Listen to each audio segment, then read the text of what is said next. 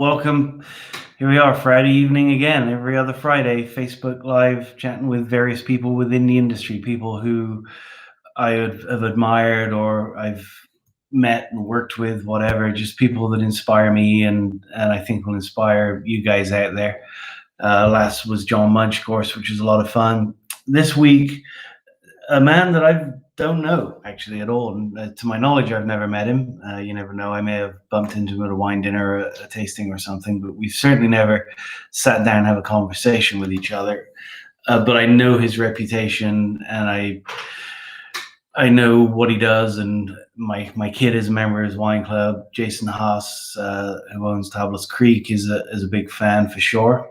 He's very well renowned. He's very well educated. He's going to be a handful for me, I think. But anyway, his name is Morgan Twain-Peterson. He's the owner of Bedrock Winery, which makes some absolutely stunning wines. And the story of the winery I will, of course, leave to him to describe, because I don't really know much about it. And you can read what I know about it. So we'll let Morgan delve deeper into it.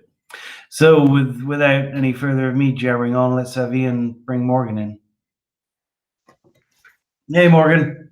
Hey, Neil, how are you doing? Doing good, and you? I'm doing great. Very happy to be here. Spring has sprung.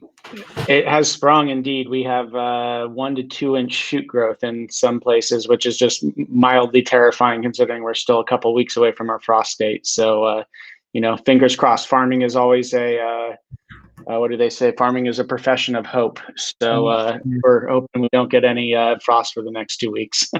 Yeah, likewise. But every year it astounds me. I've got Jason asking me if there's bud break yet, and I'm searching the vineyard for like the tiniest spot of green coming out of the Viognier. And then a week later, there's 2 inch shoots, and I'm starting frost fans and starting to get scared. That said, I have to say that we haven't had a really bad frost year in quite a few years. 2011 was the last devastating one, but back in the early days of Tablas Creek, I was up half the spring nights turning on water and machines and whatever I could do. So maybe that's the upside to climate change, is we get to sleep in a little bit more. Maybe, a knock on wood, that trend continues. I mean, do you think that could potentially be a vine age thing as well, just as vines have become a little bit more mature? No, I mean, it's a temperature thing. We haven't even turned machines on. I think we turned them on once last year, and that was just out of early season paranoia more than any justified use of machines, And when do you call end of frost season? What's your kind of date on that? So in Sonoma Valley, we've got a couple different sort of subclimates. So if you're up on the mountainside, up above us, like a Monte Rosa vineyard, you're pretty much out of the clear. You're pretty much in the clear, March 15th, March 20th. And that's a good thing because they've got 100% bud break up there. Down where we are, we typically consider it to be April 15th. And then if you're a little farther up in Kenwood, where Pagani Ranch is, less insulative effect from the fog. And typically throughout the growing season, you have colder nights there. And so we're typically thinking sort of like May 1 there. And, there's, as a result, they prune very late there, and they're fully equipped with frost fans. What we've found is very interesting over the last few years is that some of our Carignan, which is Old Vine Carignan, it's some of the first to push, but it seems to keep pushing earlier and earlier for this. And it used to never be a frost risk for us. And we've actually had some singeing frosts a couple times over the last 5 years, which is sort of unheard of in the previous 30 or 40 years. So we're hoping that that's not an effect of climate change, but we're now thinking about mitigation tactics and double pruning and, stuff like that we never really had to think about before. Yeah, I mean, cultural practices are changing. We look at, like, I always call it on the Paso Robles Wine Festival weekend, which is mid-May. That's kind of, though we had a frost once, I remember, in June, which didn't do any damage, but it was just light. But even still, it shows that the cold's out there. Yeah. Tell us a little bit about your thing, Bedrock, and your dad's pretty famous too, right? Yeah, I was very fortunate to be born and raised in the wine industry, and my dad founded Ravenswood Winery, as a lot of people know. what a lot of people don't realize is that when I was born, Ravenswood was 500 cases and was being made out of a tin, basically a tin barn on the S curve out of Broadway in Sonoma. So, for much of my life when I was growing up, my dad was working multiple jobs. He ran the bacteriology lab at the Sonoma Valley Hospital. And Ravenswood was very much his side hustle, in which he was pouring a lot of sweat and both sweat and monetary equity, or whatever he could afford, given the fact that he was a bacteriologist, and seeing nothing from it. It was only when I was born in 1981, so it was only when I was a teenager, really, that Ravenswood, 12, 13, 14, that Ravenswood really started to take off. So I feel like when I was growing up, there was the Ravenswood of my childhood, which is literally my dad, one other guy named John Kemble, who now has a winery in New Zealand. And then, like, all of a sudden, by the time I left for college, they were making 400,000 cases of wine a year. And it was just a completely different thing. So, I mean, that period of growth between 1991, 1992, and 1999 and 2000 was pretty extraordinary. And when you're living in it and you're a kid, you don't really realize how interesting it is. But looking back on it now, as one who has run a winery for 14 years now, you realize what extraordinary growth it was, and also what just it took from a business side to make that work. 400,000 cases. Wow. Yeah, I mean, they topped that at eventually very close to 1 million cases. At the apex of one after Constellation Brands bought them in 2001. So, I think maybe one of the nicest things about Bedrock Wine Company, though, is that my dad, when he was starting the winery, he didn't have a lot of financial means, so he had to take on equity partners, and that was a lot of what drove the growth when they found that they had something that would blossom, and it was also what drove the sale to Constellation. And I think one of the things that my dad, I think, is quite proud of about Bedrock is that all that work he did at Ravenswood has allowed me to start Bedrock and literally have it be myself and my business partner, Chris, who's also my best friend. And, there's no equity partners involved beyond that. And we basically get to call our own shots. And in some ways we get to have the little, the little winery that, or moderately sized winery, I guess. I think we're about the same size as you guys, that my dad always wanted. So, in some ways, all of his decades of work have paid off on behalf of me. And then what's really nice is my dad has his own brand called Once and Future. He now makes using the old redwood tanks that he used to make the old Ravenswood wines in. And those have been schlepped into Bedrock Wine Company. And he's now the emeritus professor of Bedrock Wine Company, and comes in and makes, his 10, 15 tons of fruit every year, still hand punches them down, digs them out. And, he was born in 47, so you can do the math. He's in his 70s and he's still digging out redwood tanks, which is pretty fantastic. That's pretty cool. What was the name of his project? His project is called Once and Future Wines. So I guess the idea is once he had a small winery, and, now, or in the future, which I guess is now, he now has a small winery again. So. How cool. That's super fun. Yeah. It's super fun for you to be able to work with him too, I imagine. I mean, it's fantastic. I mean, we've always been extraordinarily close. And I mean, the reason I got into, my dad never pushed me to get into wine. I went to college and did, history and American studies and other stuff. But, he had me making wine when I was 5. I mean, I got Pinot Noir from the San Giacomos that they gave me for free, amazingly, a half ton every year. And my dad and I made wine every year starting in 1986 until essentially I left for college. So that was fun. I also joke that it kind of got Pinot out of my system very early. Yeah, I'm not sure you can say your dad didn't push you into wine and then say, "Yeah, you're making wine at 5." Yeah.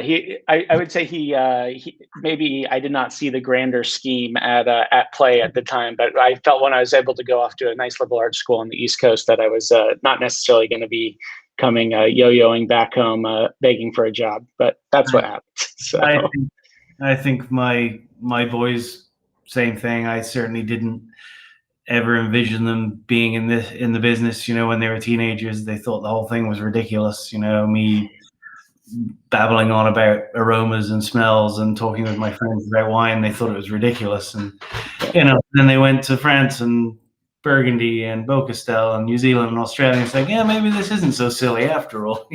Right. And they're both in. So that's Well, and cool. I mean, at face value, they're right. There's something mildly preposterous about what we do sometimes when you actually look at like the adjectives and all the things that we use to describe wine. It doesn't make it any less wonderful, though. And, I think that my little brother, who's 22, 23 now, has been in this sort of the same realm. He went back to New York and has been in college and is coming out and, was always very skeptical of the wine industry. And now all of a sudden, I think he realizes that wine is made in beautiful places. It usually involves some pretty good food culture. It allows for travel, in days that we can travel. And all of a sudden, he asked to be an intern at the winery this year. So That's lo cool. and behold. Yeah. Yeah. Yeah. I mean, that is the thing. People ask me what I like about it. It's my answer is pretty much always, look, I mean, I can be spreading cow shit in the vineyard one day and then eating at the best restaurant in the country the next, and everything that goes in between that. It's such a broad spectrum of skills and endeavors and environments that we get to work in doing this for a living. It's I pinch myself often that I get to do this. I didn't come from a wine family. Not at all. My parents didn't drink at all, but my kids grew up in wineries and around wineries, living on vineyards, and they've absorbed it. It was a really cool. My youngest son, who works with us at Tablas, said, I grew up around all these smells, and we were talking about flowering and fermentations and all the things. He said, I grew up around all this, and now I'm in the business. All those smells are making sense, what they are and where they came from. It's kind of cool, because he knew them, he just didn't know where they were. No, and I think there's something to be said about just something very deep in your sense memory. I have those memories of hanging around the winery as a kid, and there's just something, the first smells of fermentation during harvest, there's something that smells, I don't know, right. It feels like my childhood in some ways, which is incredible. So I'm sure your kid has that same feeling. And it's still, those first ferments are still exciting and intoxicating for me anyway. It's every year. Glad it's over. Can't wait for it to start again. Right, exactly. Well, and you guys are also users of the uninoculated fermentations as well, I believe. So, those first couple of ferments are always exciting too, because you kind of get a sense of what the microflora of the vintage is going to look like and all of that type of stuff. It's always a bit nerve-wracking. Our first Tablas Creek lot is generally, we do make it. I said I'd never make Pinot Noir. I just buy other people's because I love it. But we make a little bit now from Jason's family vineyard, which isn't on the Tablas Creek property. It's called Full Circle, and that's the first thing in. And it's a nerve-wracking one. That first ferment, just trying to get it going, and it always happens, but makes me nervous because it's a pretty precious thing too, because it's the Haas family vineyard, so better make it right. Yeah, so, of course. Well, let's talk. What is the premise and your thing of Bedrock? What's it based on?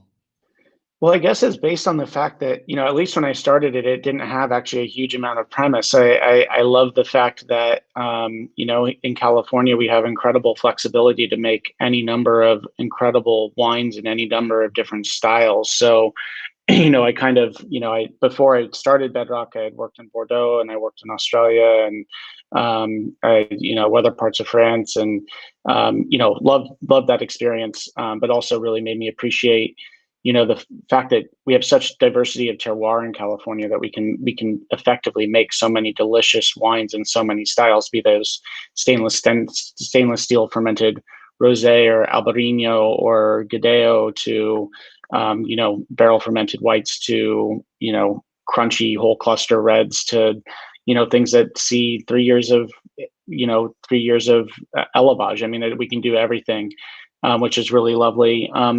But I guess, I mean, the main thing that I would say is like the one thing that it was very much a focus in part because it was what was the bird in hand is, before I came back from graduate school in New York, my dad, who had spent, almost 40 years in the industry at that point and swore he was never going to buy a vineyard and that agriculture undertakings were suicide, I ended up buying a 120-acre vineyard in the middle of Sonoma Valley. So not the dear little retirement project that I thought he No. might do for himself. And the core of those that vineyard though was we have 33 acres of vines planted in 1888. Well, A really classic old field blend. As of now, we've discovered 28 different varieties, including some that have no matching genetic fingerprint when we run DNA on them. So we there was this core of incredible old vines at Bedrock, and that began to sort of inform the ethos of what we wanted. And when I worked on the East Coast, or when I was going to graduate school, I worked as a wine buyer, and I was pretty distressed by the state of Zinfandel in 2007. I think that we had gone through about a decade since the '97 vintage, where wines had really become amplified and more all about volume and weight and alcohol and just richness. And as a result, it was really sad to see um, high end places in New York just refused to even look at Zinfandel, much less restaurants. And it would always blow me away that you would go into an incredible restaurant in San Francisco or something like that was all about farm to table cuisine and all the minutia of how everything was locally sourced. And then they would recommend like a Pouffini from the Jura to go with it. And I'm like, why aren't we focusing on these incredible old vines that we have here in California? And so I started, when I started the winery, I kind of joked with my dad that I was never going to make Zinfandel, but that we were going to make heritage wine. So basically just kind of recast the conversation. Because I think too, when people talk about Zinfandel, they don't realize how incredibly diverse these old vineyards are. So I thought it would be much more interesting to talk about these old vineyards as if in the same way that you might talk about Beaucastel or other places in the Southern Rhone, where you talk about them as the vineyard, not necessarily as this is 64% Grenache, 19% Mourvèdre, 10% Cinsault, all of that. Just be like, can we talk about these as individual terroirs writ large? And so that's why we started making Bedrock Heritage wine. We made it from dry grape. Just for clarification, there's Jordan, my son, is up climbing in Yosemite. He's saying he's excited for every second. And he's not talking about me here, Morgan, I can tell you that. So just explain for those out there, I think I know where you're going, but what do you mean when you say you decided to make heritage wines? Yeah, so when we say heritage wines, we're basically talking about old vine California field blends. So many of the have that on the label, right? A number of your wines heritage. Yeah, they literally say heritage wine on the label. And so and what that means is an old vine field blend. So what's interesting is many of the vineyards that used to be labeled as Zinfandel, if you actually go through and map the old vineyards, you realize that they're not actually 75% Zinfandel. They have all sorts of other varieties that are interplanted in them, and I think that that's actually what kind of makes them unique. If you look at Ridge Geyserville, for instance, one of the great California wines, I mean, that's not actually Zinfandel. It's not actually, and it's not labeled as Zinfandel anymore, but in many years, it's only 50 or 55% Zinfandel. It's Carignan and Mourvèdre, or Mataro, as we call it in the old vines up here. But you've been doing a lot of stuff, right? As far as going into old vineyards and presumably your Bedrock vineyard in particular, and doing DNA on every vine or every different looking vine. How have you been going about that? And what do you find? Yeah, so we've, in all of our old vineyards, and we work with about over 20 really old vineyards. And when I say old, I mean pre-1920, so pre-Prohibition vineyards, the earliest planted in the mid-1880s. What's that? I think we can call that old. Yeah, I think it's old. We go through and we map every single vineyard. We do it vine by vine. We can do some ampelographically, or ampelologically, I guess is actually the technically proper term now. And at this point, myself and my viticulturist Jake, and we can do, we've got 20 or 25 varieties we can do pretty well. But on the ones that look really, really different, we take tissue samples and we send them to UC Davis, and they run PCR analysis on it and tell us what they are. And we found incredible old varieties, some of which are nearly extinct or extinct where they originally came from in the old world, but somehow have survived in California due to the aridity of our vineyards. And we found a handful of them that have no matching genetic fingerprint. So we have we have a vine up at Old Hill Ranch, which is just a little north of us, that the waxy cuticle actually has spots on it. And so we just call it the spotted grape, but it has no matching genetic fingerprint. And there's a fair amount of it at Old Hill. When you find something like that, are you propagating that and regenerating it, or are you just living with the old vine itself? So we definitely have started. So working with the Historic Vineyard Society, which I'm one of the board members of, we've worked with UC Davis to basically start taking these California selections of things that we found and running them and getting them cleaned up. I mean, these old vineyards have, I should show you some of the assays they've run. I mean, there's certain vines that have, every possible form of virus you've ever heard of, rupestris stem pitting and fan leaf and like everything. So we're getting them cleaned up and having them available. And some of them, Persan, Mollard, Castet, Semacaire, who knows exactly what value they might have, although we are facing climate change, so maybe they will have value someday. But the other thing, what's really cool is that, we have Syrah, Grenache, Cinsault, these old varieties that we now are going to be able to have these California selections of that have been growing in California since the 1880s, which is also very, very cool. And in fact, even at Bedrock, we have 1888 planted Cabernet Sauvignon and Merlot that we're cleaning up. And, if we ever plant more Cabernet, we'll use our own selections from the vineyard from the 1888 plantings to propagate them. So when you say cleaning up, you mean you're putting them into Davis and that's going through their program, I assume. Yeah, exactly. As we did with the mill cuttings that we brought in. And we had Muscardin as the record. It was 13 years in quarantine, and nobody cares about Muscardin, but we do. Right. We care. No, Muscardin sounds like it's good too. Jason was telling me about it. So. We made 5 gallons last year, so early to predict it, I think. But there's a question earlier that was is it true from Lynn Hooker? Is it true that General Hooker planted the original vines at Bedrock? Yeah, so the original land grant in 1852 was given from Vallejo to actually 2 future Civil War generals, William Tecumseh Sherman and General Joseph Hooker. And Sherman was a banker in San Francisco at that time.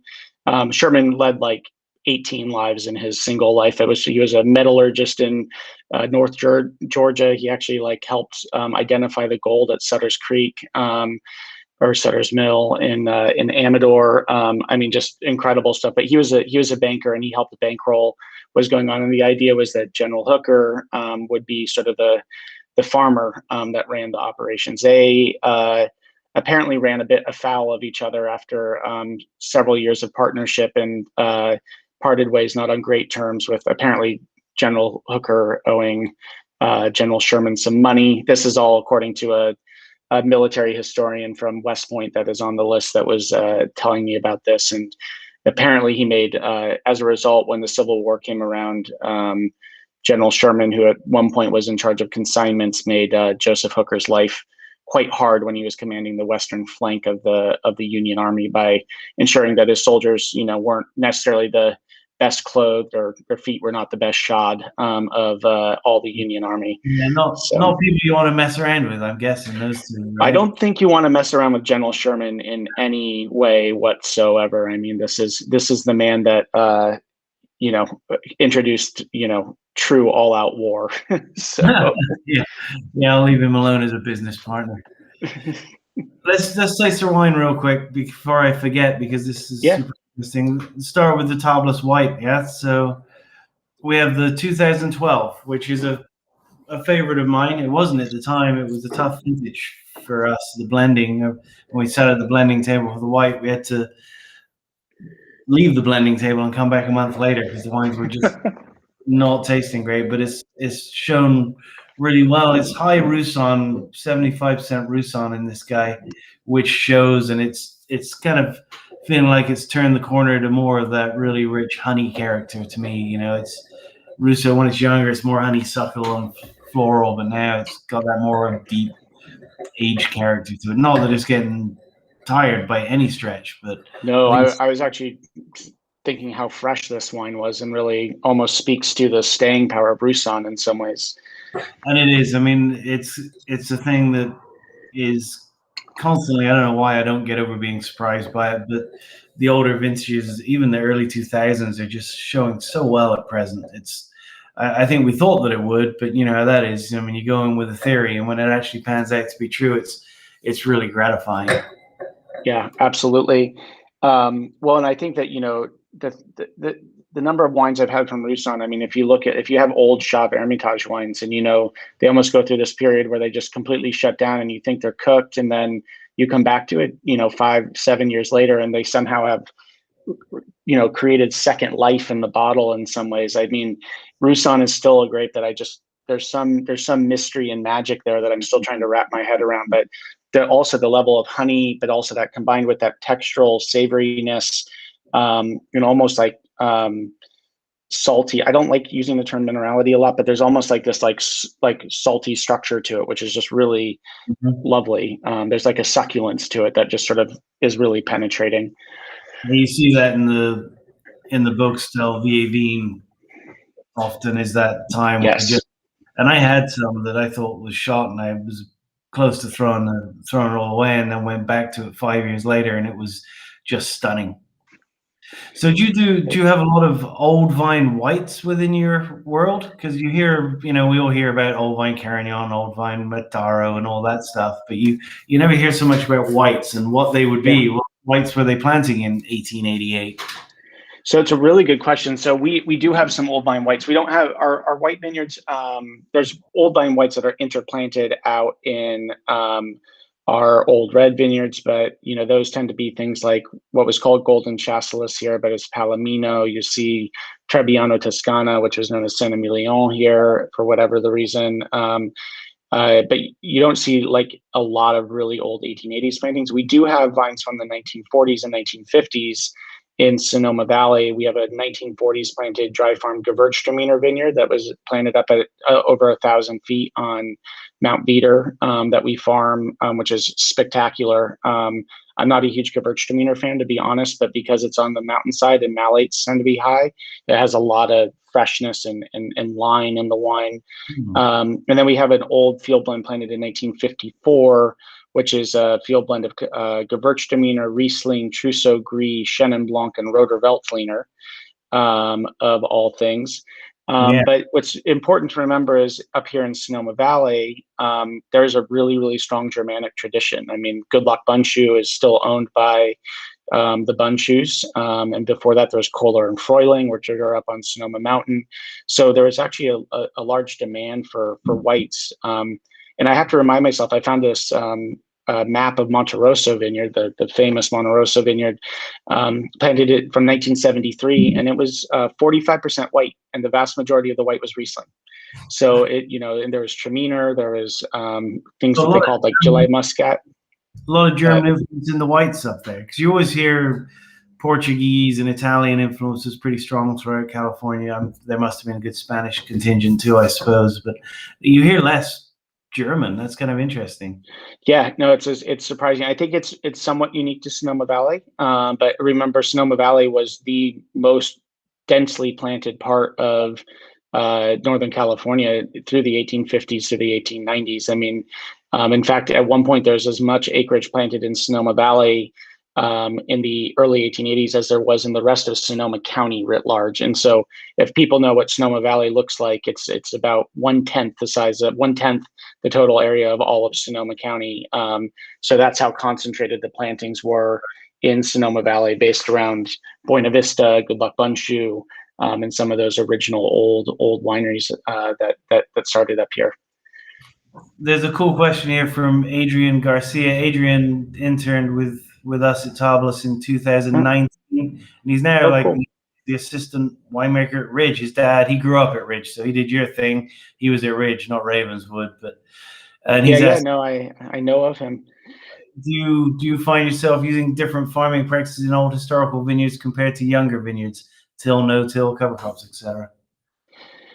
Yes, I'd say yes and no. I mean, so I think the one thing that we're learning more and more is that every site we work with is completely different. So, like, I think that in our head, archetypally, we have this idea of organic non-till being the ideal, the archetypal ideal, and then every site kind of allows us to get there or not there in a particular way. So if we're farming out on the 40-foot beach sands of Angelo Vineyard, it's a very, very different farming equation than if we are on the steep hills of Nervo Ranch, which is right across the street from Witten Ranch.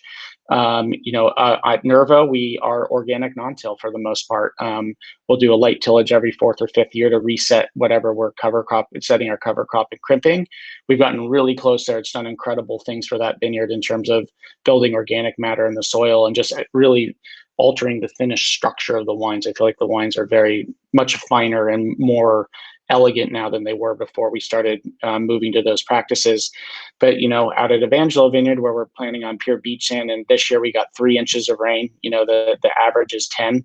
I'm not sure if we can really move towards non-till practices in quite the same way. So I think that has something to do with it. And like that, What's that?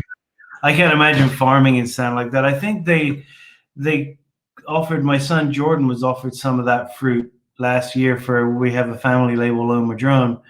I think it was a little late. It was kind of overcooked at that point for me, but Yeah. Hopefully there's some available this year, because I'd like to just go see it. It sounds super Yeah, interesting.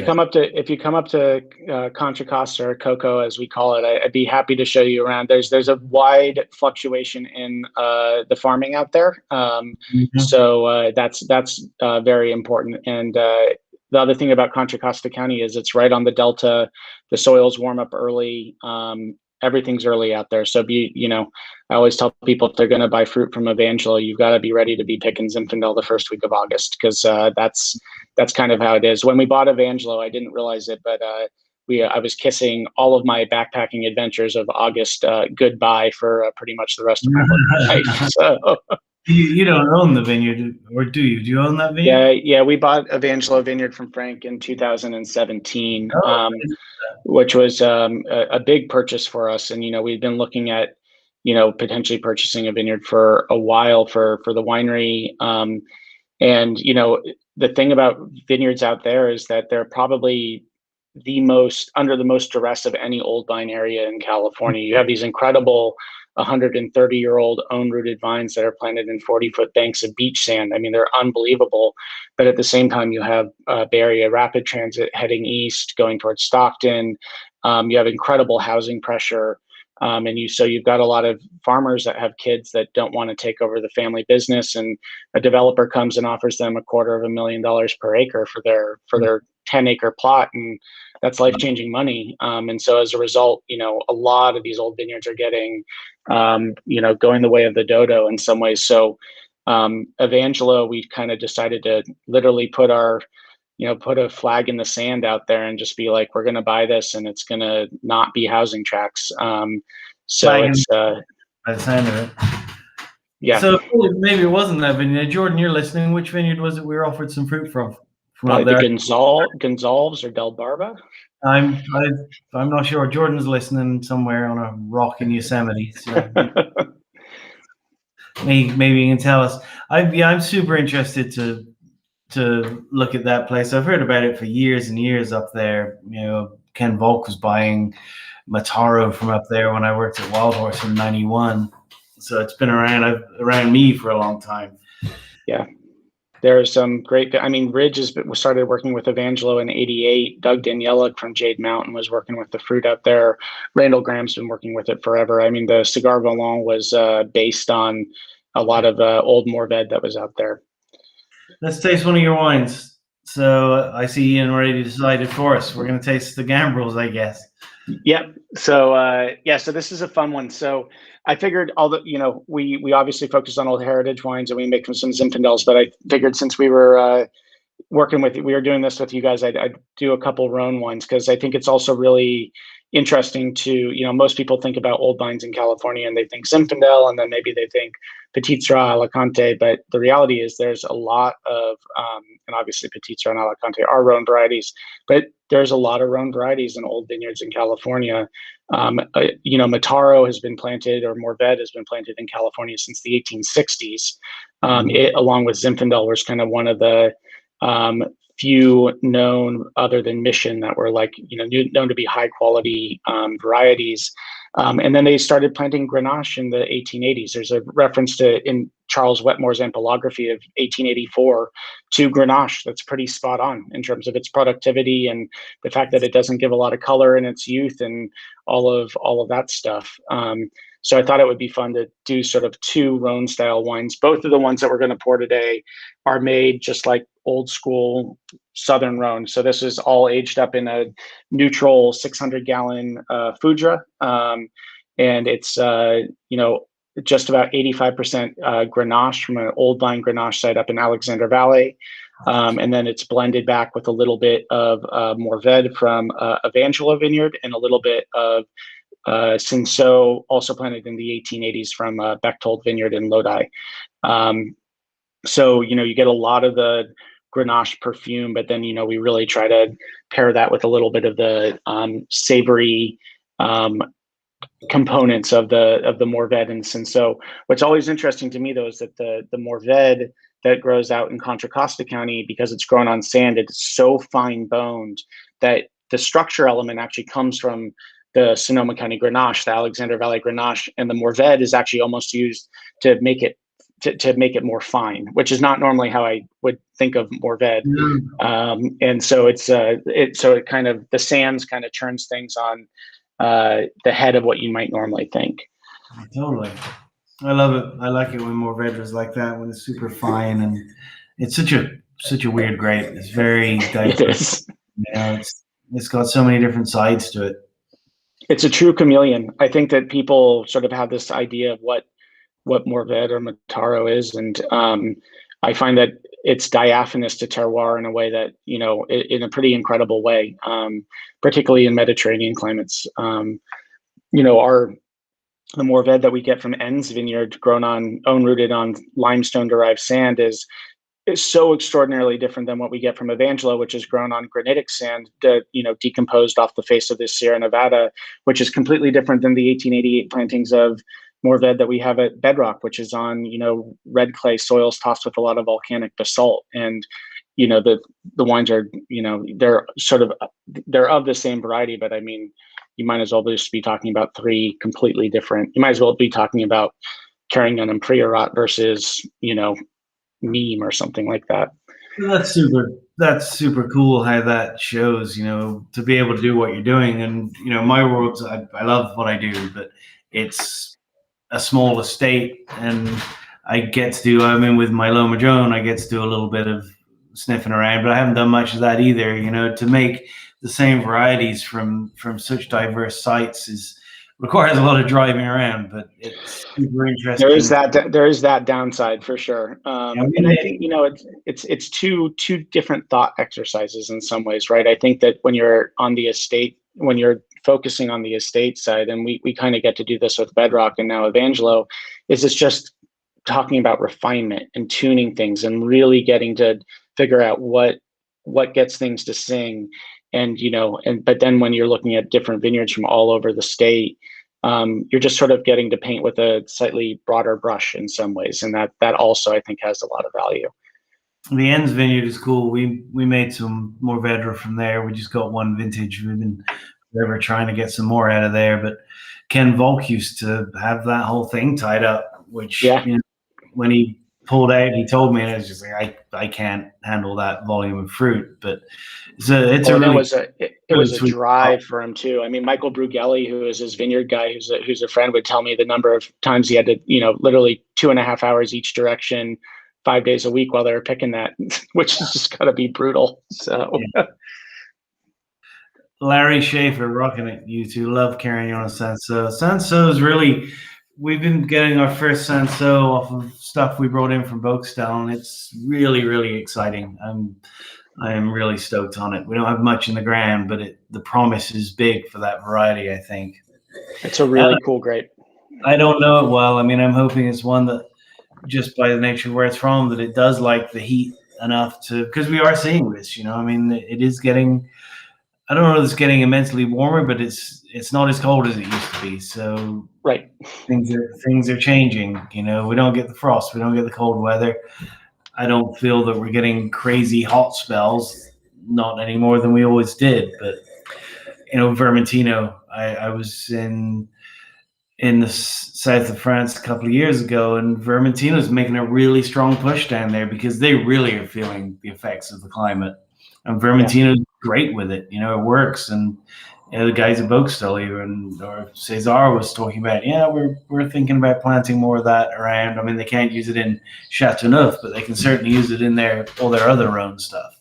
Yeah, absolutely. I mean, I think finding varieties that seem to be have a much broader window in which they flourish is a really important thing. And I think it's one of the reasons why Zinfandel historically has done so well in California. Is it's a bit of a chameleon. It can make all sorts of different styles and grow in a bunch of different climates and do things well. I mean, we make a method champenoise sparkling wine from Zinfandel, and there's people that make port from it. I mean, it can do all of that, which is pretty incredible. You can make some really bad wines with it too, though. Oh yeah, that is also very true. So it's a lot harder to make great Zinfandel, I think, than people give credit. It's a variety with its challenges, but I think Grenache has its challenges too. I mean, keeping alcohol under control and tannin. I mean, like there's challenges there too. So I think each one has its thing. Grenache is a struggle for me, for sure. I mean, I'm astounded at some of the beautiful Grenaches that are coming out. Seems like there's some female winemakers for some reason that are making beautiful Grenaches. The Story of Soil and Angela, Tribute to Grace. Tribute to Grace, yeah. And there's some lovely Grenaches. I mean, not Zinfandels, lovely Grenaches being made with a whole cluster and stems, and they're super light bodied, which everyone was striving for this super dark thing, which isn't always attainable with that variety, it seems to me. And people taking it and making these beautiful wines is exciting. Yeah, I mean, I think that it still kind of pains me to think about, in the late 90s and mid 2000s, my dad, there's all this incredible, 100-year-old vine Grenache that was up in Mendocino. My dad was buying it for $500 or $600 a ton because everybody had so much value on color at that point, and it was making these very ethereal, light wines that people just felt like the marketplace wasn't ready for, or marketplace didn't understand. And I don't think the winemakers themselves sort of understood it. And most of those vineyards have been torn out and replanted to darker varieties. And now, where the market is now and what people have started to do, and you talk about like what Angela Osborne's doing with Tribute, and there's so many others that are doing such incredible things. And now people are celebrating the etherealness, the lightness, the crunchiness of those wines and how good they are. And unfortunately, 15 years of market conditions kind of condemned a lot of them to the backhoe, which is unfortunate. And it's a total renaissance for some. There's Grenache vineyards we buy for our Patalan brand, which are never going to be dark. Those grapes are not going to get to be a dark, but they have a second life outside of rosé now, it would seem. Yeah, absolutely. And if you need color, that's what Alicante Boucher is for. Yeah, sure. Yeah. Or as they call it in Chateauneuf du Pape, where it's not technically allowed, Grenache Teinturier. So I've definitely seen it in Chateauneuf, and I've asked producers there, and I'm like, what's up with the Alicante Boucher? And they're like, it's not Alicante Boucher, it's Grenache Teinturier. I was like, that is very French. So yeah. Tanat has a role to play in some of that stuff, not there, but in other areas for sure, For sure. Syrah is also the great bringer of color and structure in their own world for sure. Right, and speaking of Tanat, I love your guys' Tanat. It's one of the most well-behaved Tanats I've had, and that variety can be mind-bendingly tannic sometimes. Well, yeah, I mean that's why they created microbrewage for Tannat. I think that was Yeah, I its think at the Brumont Estates they did whatever we can it. do. But yeah, you go to Tannat and Pass Rolls, it's a little warmer down there, and it's so it gets those tannins under a bit of control. But yeah, it's been a fun grape, and that wasn't one that we ever intended to have. The guy that sent the nursery stock over for us, he decided that Pass Rolls would be good for Tannat. So I heard Tannat and Petit Manseng, right? Were the two that no, just it was Tannat and Vermentino. Vermentino. That's right. That's right. It was Vermentino. Right? Petit Manseng, Jason's dad, Bob brought in because Tannat did so well. So he's like, well, it's the same region, so we should do some Petit Manseng. And I'll give the nurseryman his credit. He was right. They're probably the two easiest things I get to grow on that estate is the Tannat and Vermentino. They just go and they do their thing. Funny how that goes. We're starting to plant some Vermentino, very much on Jason's recommendation. So, well, it grows like a weed and it maintains great acidity. I mean, we don't even worry too much about crop level on it. It makes a beautiful wine if left to do its own thing. It's great for our area. I just planted some for Loma Drone on a vineyard that we managed for this reason, and it'll be great in. I sent you some of our wines. It'll be great in some of our blends. We're thinking about putting it in the Picpoul and Grenache Blanc blend as a 5-10%er just to add a little bit of that beautiful character. Exciting. Yeah, no, that's very exciting. And so I'm hoping will. And Muscardin is surely going to love the heat, right? I think Muscardin will be a revelation. I'm sure it will after 13 years in quarantine. Yes. So let's have a look at Ode to Lucien. That wine is beautiful. I love that. What you said about it is showing in the glass. Just the style in which you made it it's got a great feel to it. Yeah, thank you. So so Eau de Lucien in 2019 is interesting. So this is our love letter to Bandol. We make our Eau de Lulu for Lulu Perrault of Domaine Tempier, and we make Eau de Lucien for Lucien Perrault of Domaine Tempier. But we actually we inverted because Lucien was the one who helped popularize rosé and Bandol, and Lulu Perrault, his wife, refused to drink rosé. She would only drink huge glasses of the darkest, freshest Mourvèdre, which I think she lived to 103. So I think that speaks to the antioxidant power of Mourvèdre. I think she passed away last year, yeah? She did, yeah. Are you familiar with them? Have you been down there?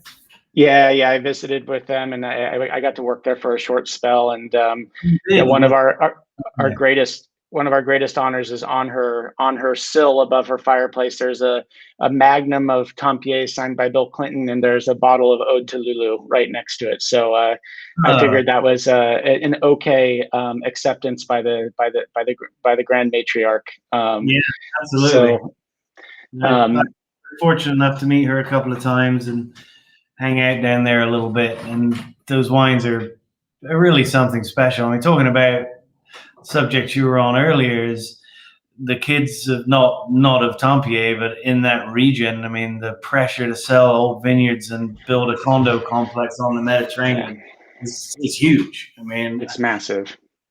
What is I'm forgetting the winemaker's name now. He's a big rugby guy. I carry his card in my wallet just in case I want an internship at some point. Yes. Really nice guy. Luke. I don't know why yes, I've only met with him many times. So, the last time I was tasting in their cellars, I actually looked around. I looked to the guy next to me, and it ended up being Ibn Sadi from Saudi family in South Africa. So, it's everybody was making their pilgrimage to Tempier. That is true. There it is. Daniel Ravier, of course. I'm trying to get Ibn Sadi to talk to me on a Friday evening. Tegan is trying to help me get him on, but I think he's occupied with other things in South Africa right now. A few other things, including harvest. So yeah, harvest. I'll give him some time. I've never get him or them. My eldest, Jordan, who's the one in Yosemite, not your wine club member. He's pretty obsessed with those wines. They're incredible. Just insanely pricey, though. I keep wanting to buy some. It's an investment. They're great, and I understand it. I get the whole thing, but that's a lot of money. Yes, it is. The kids spend he doesn't have on it, and I share them with. Perfect. I'm sure that's how that's how the filial relationship is supposed to work. That's how it works out. So Lucien is this year it's 95% Mourvèdre, but in many years it's based around Evangelo Vineyard and those like very fine, supple, sort of sandy soiled expressions of Mourvèdre. In 19, the Mourvèdre at Bedrock Vineyard in Sonoma Valley was extraordinary. It's the best year we've ever seen from it. It's always blended into the Bedrock Heritage wine, but this year it was just really something. So this wine is 95% Bedrock Vineyard Mourvèdre, and then it's 5% Bechtold Cinsault, to just give it a little bit of aromatic pop. And yeah, just really, I just love the savoriness of it, the richness of it. And there's just like this, there's a level of sweet fruit, but combined with that really sort of terrestrial, dark, savory Mourvèdre core, which I'm quite fond of. So I can hear that. I can understand why that's such a beautiful wine.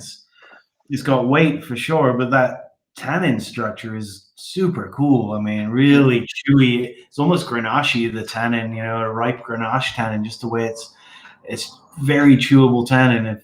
It's a beautiful wine, really aromatic. Yeah, and Sonoma Valley naturally has a lot of structure. And so like we see it in our Zinfandel from the site, we see it in everything, but like with the way that it manifests in the Mourvèdre is, I think, very fitting for the variety. Sometimes it can overwhelm the variety. That's my main beef with it in certain years. But in 19, it seemed to just sort of, integrate pretty nicely. That is superb. Yeah, so that's Mourvèdre planted in 1888. So 1888, wow. Yeah. I'm envious. So I don't get to work with old vineyards like that. I mean, I came to the show a bit late, maybe, I don't know, but Turley and Bedrock and those guys, it's the thing was in my early days in the business, which wasn't that long ago, obviously, but people weren't that interested in it. It was rich, but they were about it, and I wasn't sharp enough to realize that this is going to be a thing, and it is so cool. It's so exciting to make wine from vineyards that are that old. I've been lucky enough to use the Martinelli vineyard a few times, and that was made planted, I think, 1921. Turley now own that. Yeah, the one in South Paso. That's a beautiful, beautiful vineyard. Yeah, like on Santa Rita in Templeton, effectively. The Lino Martinelli vineyard? No, it was Amadeo. Amadeo Martinelli. Yeah, that's right. And we used to work with that when I worked with John Munch at Adelaida, and then went away, and then I had a contract on the whole thing for Loma Drone for a while, and then Turley bought it, and my contract ended there. There's some Grenache in there too, which is pretty cool. I saw it from the road when I drove by enviously once Tegan told me where it was, only after they finished escrow, mind you. He did not let me know where it was prior to that. Too. And you, on your way there, you drive right by the Haas Full Circle Vineyard. Oh, okay. On the way, when you drive up that road, they're right there on the right, Pinot Noir. But yeah, and I make some Chenin Blanc, which I think I sent you a bottle of the Chenin from 1971, so it's a baby in your world. But for me, it's old for Chenin. To stand around and look at those vines and work with those vines and then make wine from that, I always tell me, even if I only get to do it once, it's a privilege that I don't overlook by any stretch. Make something from 1880s is insane. I mean, I think for us, the Uberoff, which Turley has a lease on, was 1886, I think. Yep. And that's such a dream. And I say this a lot of talking to people a year, but they couldn't give that away in the early 90s. It was like nobody wanted it. I turned it down for Adelaida. What was I thinking? I mean, it's amazing to me though, because I mean, Uberoth in particular, you drive out there and you're like, who in the 1880s was planting all the way out on Willowside, like Yeah. that far out? I mean, it's a wild location, and I mean, on their own route still. Yeah, I've always dreamed of working with some old vine fruit from down in Paso, but I joke that Turley literally has almost all of it locked up, Yeah, except for a little bit of Ducey, which goes to Ridge. So they're not going to get that one. Yeah, I mean, yeah. I get to play with stuff from the 70s. That's kind of as old as it gets for us down here. Turley's not interested in that yet. No. They will. No, that's 70 Shannon sounds cool. I'm looking forward to trying that bottle. I saw that you sent that up. It is. We do it's a versatile one. We do a regular dry Shannon. We do a demi-sec, and my son started doing a pet nat a couple of years ago, which people are really digging. I think it's the cool thing about Shannon. Historically, there's been so many different things that have been made from it that you can do that, which is cool. You can make Molieu all the way to, to Petalon. And this has been dry farmed for forever, which is great. I'm good friends with the guy that planted it with his mom, David Bailey. Cool. Yeah, we buy Zinfandel from David. Old vine planted in 2000. Old in spirit. So. Yeah, exactly. Well, this is a super cool wine. Oh, thank you. I mean, well, speaking of super cool wines, I'm so stoked that you sent this 2012 Esprit down. I think that it is showing so beautifully. Yeah, we better get into that. I don't want to take too much more of your evening. There it is. Bum, bum, bum. For those of you that don't have it in front of you, which is probably most of you, 40% Mourvèdre, 30 Syrah, 21 Grenache, and 9 Counoise. An exciting thing on the white, we just sat around the blending table. I go back to the white a moment. For this year's blend, and it incorporates all of the varieties. The Esprit will have all of the varieties of white varieties of Chateauneuf in that 2020 vintage. So the Morgan Blanc made it in, and the Picardin and the Claret Blanche, all of the players are in, which we always do it blind. That's the result I wanted, but we do everything blind, and it was pretty much unanimous that was the best of the bunch. So that's very cool. That's exciting for me, to been there and planted those varieties and to see them come to fruition. First year of Bourg Blanc was a bit struggle for me. It was weird, and I was like, uh-oh. Right. I was so excited for this variety, and it's orange. Young vines on white rock soil and too much sun probably was its problem, I think. That's fascinating. Well, I'm glad to know that the 60 gallons of Picardin really churned the balance on that wine for you. So, the fact that it could make it in, and I'm sure just really tied the bow on top. Exactly. So. I challenge you to pick it out in that blend. So what do you think of the 12 red? I think this is absolutely gorgeous. I think that it still has so much, still has so much primary character to it, but you're just starting to see this really lovely secondary, sort of that little bit of like primordial Mourvèdre coming out, which is really nice because it frames up that sort of the richness of fruit that you get from the Grenache. And it's interesting too, because I feel like sometimes Syrah can really dominate blends. Sometimes when we're blending, I feel like you put 10% Syrah in a wine and it acts like 30%, 40%. And this I feel like is really seamlessly integrated, where you feel like the pepperiness, the darkness, and the resinousness of the Syrah, but you really see the Mourvèdre and the Grenache components stick out. And it's one of the, the Syrah blending stuff is one of the reasons why I've always been a little skeptical of like the GSM blend. Mm-hmm. But in this situation, it works beautifully because it doesn't feel like it overwhelms in many ways. Do you think that that's an element of sight? Is that your vinification? What's the? I think it's I would time. It's age of wine for sure, but that's a fairly good chunk of Syrah for the Esprit, 30%. I think. I'm sure Jason's out there listening is going to correct me, but I don't remember numbers as well as he does.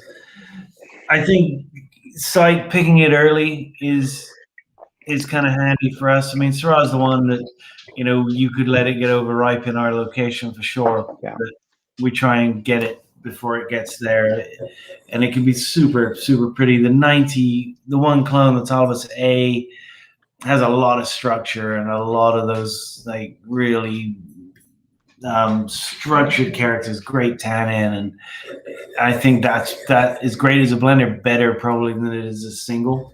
There's other clones that C is a lot more forgiving and friendly by itself, but the 99 has this character. It's kind of rigid in a way that probably not the first choice to do a single varietal, but definitely brings the backbone that you want for our purpose. Huh. No, that's fascinating.